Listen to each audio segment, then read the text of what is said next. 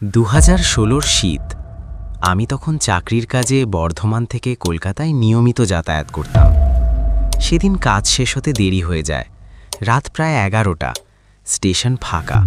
কুয়াশা এত ঘন যে দূরের লাইটগুলো ঝাপসা দেখাচ্ছিল। শেষ লোকাল ট্রেনটা ধরাই ছিল একমাত্র উপায়। ট্রেন আসতেই অদ্ভুত একটা ঠান্ডা হাওয়া বইল। কামরায় ঢোকে দেখি আমি ছাড়া মাত্র 3 জন। 2 জন ঘুমোচ্ছে আর এক কোণে বসে আছে একজন লোক, মাথা নিচু, মুখ দেখা যাচ্ছে না। ট্রেন চলতে শুরু করল। জানালার বাইরে অন্ধকার, মাঝে মাঝে নির্জন স্টেশন। হঠাৎ ট্রেন থামল এক অচেনা জায়গায়। নামটা বোর্ডে ঝাপসা, চন্দ্রপুর হাল্ট। আমার মনে পড়ল না এই নামে কোনো স্টেশন আছে। দরজা খুলল। সেই লোকটা ধীরে উঠে দাঁড়ালো এবং নামার আগে আমার দিকে তাকালো। তার চোখ অস্বাভাবিক, যেন ভেতরে আলো নেই, শুধু শূন্যতা। আমার শরীর শিউরে উঠল। ট্রেন আবার চলতে শুরু করলো। আমি ঘড়ির দিকে তাকালাম, কাঁটা নড়ছে না। তখনই বুঝলাম কিছু ঠিক নেই।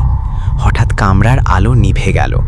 অন্ধকারে শুধু ট্রেনের শব্দ, থক থক থক থক। পেছন থেকে একটা ফিস ফিস আওয়াজ, তুমি আমাকে দেখেছ, এখন নামতে হবে। আমি ঘুরে তাকালাম। সেই লোকটা আবার কামরায়, অথচ আমি স্পষ্ট দেখেছি সে নেমে গেছে। আমি দৌড়ে দরজার দিকে গেলাম।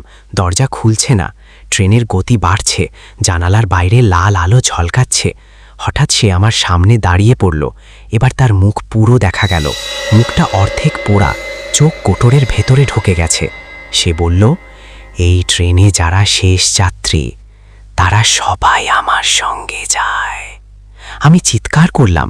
সেই শব্দে কামরার 2 জন ঘুমন্ত যাত্রী হঠাৎ উঠে বসে। আলো জ্বলে উঠল। লোকটা নেই, ট্রেন স্বাভাবিক। আমি কাঁপতে কাঁপতে বললাম, এই ট্রেন কি চন্দ্রপুর হাল্টে থামে? একজন বয়স্ক লোক ফ্যাকাশে মুখে বলল, ওটা বন্ধ স্টেশন। 10 বছর আগে ওখানে একটা ভয়ঙ্কর দুর্ঘটনা হয়েছিল। শেষ ট্রেনের ড্রাইভার আর এক যাত্রী মারা যায়। তারপর থেকে রাতের শেষ ট্রেনে ওই লোকটাকে দেখা যায়। আমার বুক ধড়ফড় করতে লাগলো। আমি আর কথা বলতে পারছিলাম না। কলকাতায় পৌঁছে আমি সোজা বাড়ি ফিরলাম। পরের দিন অফিসে গিয়ে খবরের কাগজ ঘাঁটলাম। পুরনো এক নিউজে দেখলাম চন্দ্রপুর দুর্ঘটনার ছবিতে যে মৃত যাত্রীর ছবি, তার মুখটা ঠিক সেই লোকটার মতো। সেই রাতের পর থেকে আমি আর কোনো দিন শেষ ট্রেন ধরিনি। কিন্তু সবচেয়ে ভয়ঙ্কর ব্যাপারটা জানো? কিছুদিন আগে আমার ফোনে হঠাৎ এক অজানা নম্বর থেকে একটা মেসেজ এলো, আজ আবার শেষ ট্রেন ধরছ তো? আজও বুঝে উঠতে পারিনি ও কি এখনো আমার জন্য অপেক্ষা করছে।